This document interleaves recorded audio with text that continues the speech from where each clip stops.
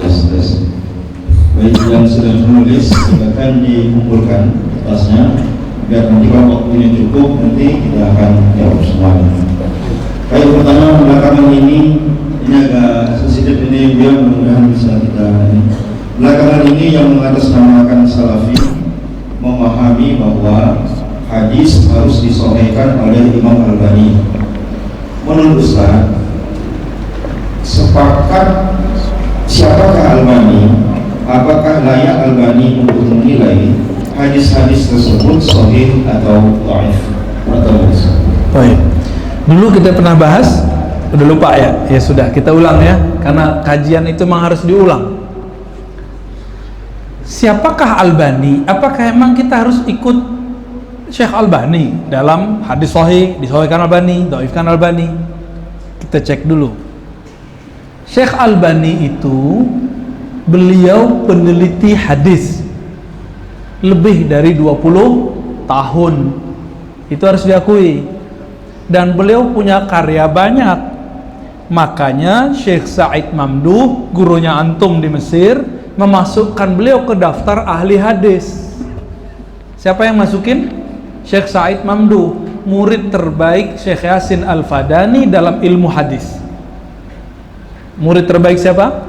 Syekh Yasin Al-Fadani dalam ilmu hadis. Beliau juga murid dari Sidi Abdullah Al-Ghumari. Lalu masalahnya apa? Kita cek apakah Syekh Said Mamduh membiarkan begitu saja? Enggak. Meskipun digolongkan ahli hadis, tapi Syekh Albani dikritik, bahkan dikeroyok habis-habisan oleh ulama. Kita lihat Syekh Albani itu pertama terkenal kapan? Waktu di Suriah, tinggalnya di Damaskus. Itu langsung berhadapan dengan ulama besar bernama Syekh Muhammad Sa'id Ramadan Al-Buti, kalah debat langsung. Lalu pindahlah ke Yordan. Pernah juga pindah ke Madinah, ya, balik lagi ke Yordan. Wallahu alam apa gimana susunannya itu. Di Yordan beliau menjadi penulis salah satu penerbit, muridnya namanya Zuhair Shawis. Tapi setelah beberapa kali Zuhair Shawis ini kemudian menerbitkan sebanyak mungkin.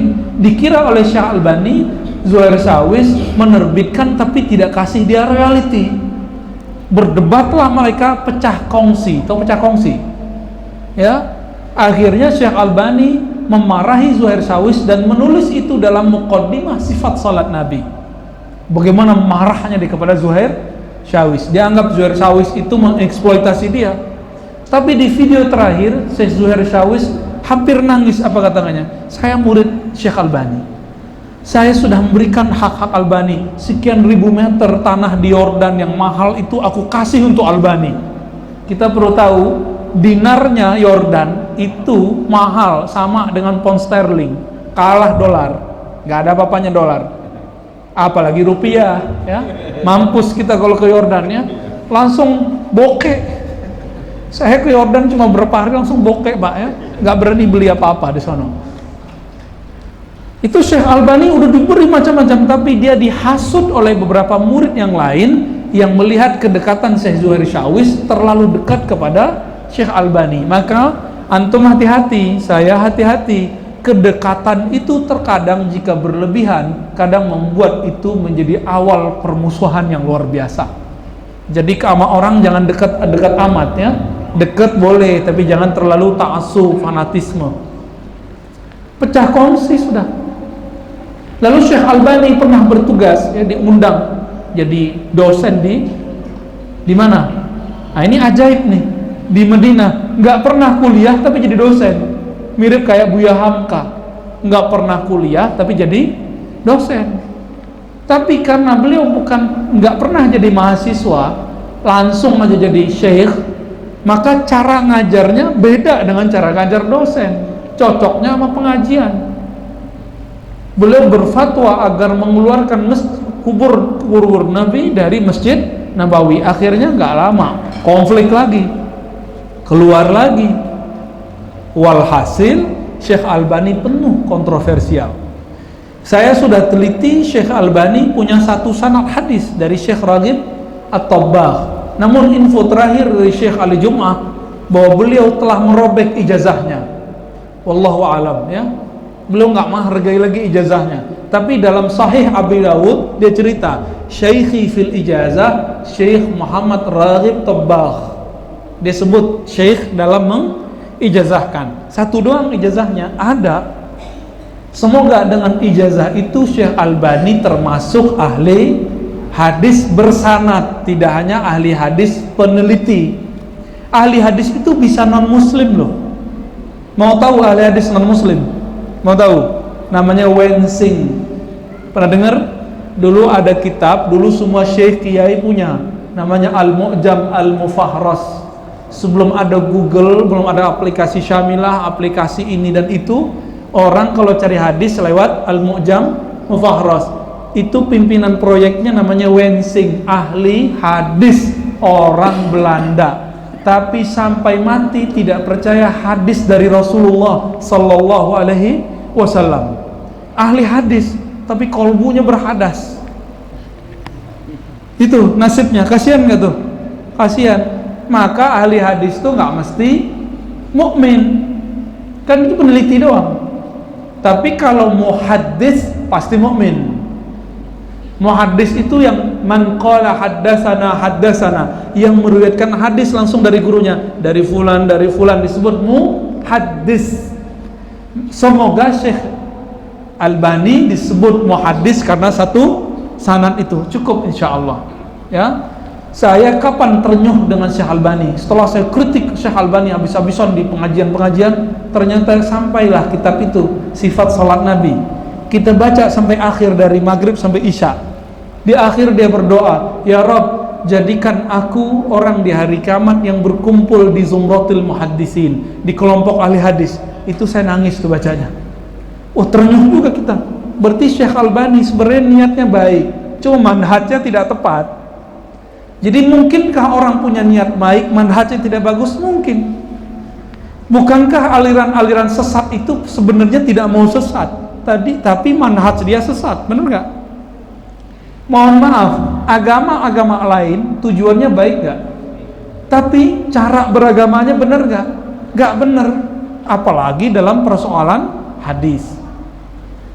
Syekh Albani itu seharusnya jadi peneliti hadis aja, nggak usah menjadi mufti. Tapi dia suka berfatwa, padahal dia tidak pernah kuliah, nggak pernah dapat ijazah untuk berfatwa. Kami untuk fatwa dapat ijazah dulu dari guru, tapi sampai sekarang kita nggak pernah menilai diri kita bisa berfatwa, cuma nukil fatwa aja. Jadi bolehkah Syekh Albani dijadikan rujukan dalam sahih tidak sahih? Boleh dengan syarat. Dengan syarat apa?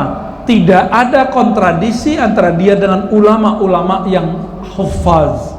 Contohnya, Imam Tirmizi bilang hadisnya sahih atau hasan, terus Albani bilang dhaif pakai Imam Tirmizi. Contohnya apa? Dulu pernah kita kasih contoh. Imam Tirmizi menyebut hadis mengazankan anak baru lahir hadisnya sahih hasan, tapi Syekh Albani bilang dhaif. Kita pakai mana? Imam Tirmizi. Imam Tirmizi murid siapa? Murid Bukhari, gurunya ratusan. Syekh Albani gurunya cuma satu. Oh, Syekh Albani itu kutub buku, lebih kutub buku Imam Tirmizi. Ya, Syekh Albani banyak hafal hadis, yang benar. Buktikan kalau iya. Ya, kita udah dengar rekaman-rekaman Syekh Albani itu nggak hafal sanad hadis. Alhamdulillah kita minimal hafal lah satu sanad hadis inamal amal binniyat dari kita sampai ke Nabi ya. Nanti kita sambung-sambung dengan riwayat-riwayat yang lain, insya Allah. Ya, saya juga masih ngapalin Sahih Bukhari, belum selesai. Ya, semoga selesai sebelum wafat, amin. Ya, biar nanti menjadi penghafal Sahih Bukhari, insya Allah. Oke, jadi Syekh Albani boleh dipakai dengan syarat apa? Tidak ada kontroversi dengan ulama. Iya, kontradiksi dengan ulama. Silakan. Ustaz, kalau saya Ustaz, iya. ada pertanyaan yang lainnya berkaitan dengan tawassul. Dalam kitab Qaidah Jalilah fi Tawassuli wal Wasilah karangan Ibnu Taimiyah dikatakan ada dua, yaitu tawassul dengan iman dan amal, takut taat kepada Allah, Yang kedua tawasul dengan doa orang yang masih hidup. Sedangkan yang ketiga tawasul dengan zat Rasulullah Sallallahu Alaihi Wasallam dan maaf, apa mata saya pun kalau susah membacanya. Next aja. Jadi pertanyaannya adalah satu, pendapat yang di atas berbeda dengan apa yang disampaikan oleh Buya, terutama dengan tawasul zat yang memang nikmat. Pendapat ulama itu dilarang. Yang kedua, tawasul melalui Buya apa dibolehkan? Ya, saya bedanya di mana sama Ibnu Taimiyah? Kita sudah sebutkan tadi, Ibnu Taimiyah membolehkan tawasul dengan iman dan taat. Kita sudah sebutkan tadi. Dan Ibnu Taimiyah melarang tawasul dengan cinta atau zat. Nggak ada bedanya, sama. Kita sudah baca kitab Penyu Fatawa itu ya berkali-kali. Antum bacanya paling di Syamilah atau di Google ya. Kita baca teksnya langsung. Jadi nggak beda, sama kok. Ibnu Taimiyah membolehkan tawasul dengan iman, terus apalagi taat. Tapi dia melarang tawasul dengan cinta dan zat Nabi SAW. Maka kalimat bijahin Nabi itu nggak boleh bagi Ibnu Taimiyah. Inilah maka Ibnu Athaillah pengarang kitab Hikam sempat mendebat Ibnu Taimiyah. Oleh karena itu murid-murid Ibnu Taimiyah menulis ketika ada biografi Ibnu Athaillah Sekandari, ditulis karena syadidan ala Ibnu Taimiyah. Orang ini keras sekali memantah Ibnu Taimiyah. Saking bencinya mereka Imam Ibnu Athaillah. Mereka senangnya kalau ada orang muji Ibnu Taimiyah. Mana ada orang dipuji semua orang? Gak ada ya. Jangan tawasul sama saya, ya. Jangan tawasul dengan saya. Tawasul sama Rasulullah Sallallahu Alaihi Wasallam. Ya. Tawasul dengan imam-imam yang soleh yang sudah pasti wali. Saya kan belum pasti wali. Kalau wali murid pasti. Tapi doakan saya jadi wali Allah beneran. Amin. Ya. Kalaupun saya jadi wali, jangan tawasul sama saya. Ya. Tawasul dengan Sayyidus Salihin Nabi Muhammad Sallallahu Alaihi Wasallam. Baik, Ustaz katakan sepakat dengan pendapat bahwa tawasul pada orang soleh yang meninggal hukumnya mubah. Pertanyaan, tawasul pada amal solehnya, ini ada 3 pertanyaan Ustaz, kita selesaikan dulu. Tawasul pada amal solehnya atau orangnya, satu. Yang kedua, di berbagai rumah makan di Pekanbaru ada foto orang soleh, apakah itu tawasul pada orang yang soleh? Yeah. Yang ketiga, bolehkah berdoa dengan redaksi seperti ini, Pak? Doakan aku ya agar aku sukses, agar aku cepat nikah dan lainnya. Padahal bapaknya itu telah meninggal. Doa itu diminta saat ziarah kubur. Iya, iya. Masuk kemana tuh pertanyaan yang terakhir? Tawasul dengan nomor 1, 2, 3. Nomor 1 tadi apa? Bertasul dengan zat, kemuliaan seseorang.